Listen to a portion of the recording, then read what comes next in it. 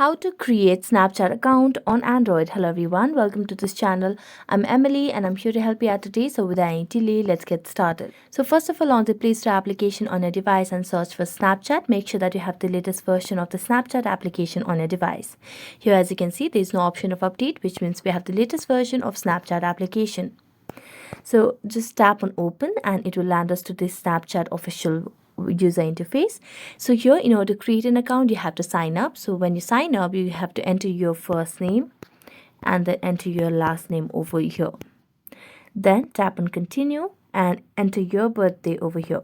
So you have to enter your birth date and then tap on continue.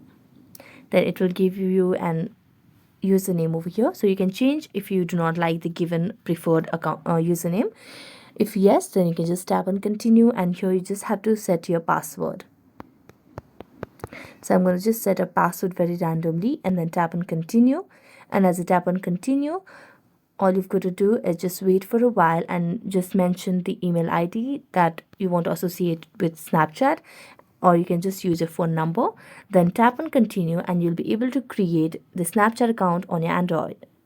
So that's it. Thank you so much for watching this video and see you next time.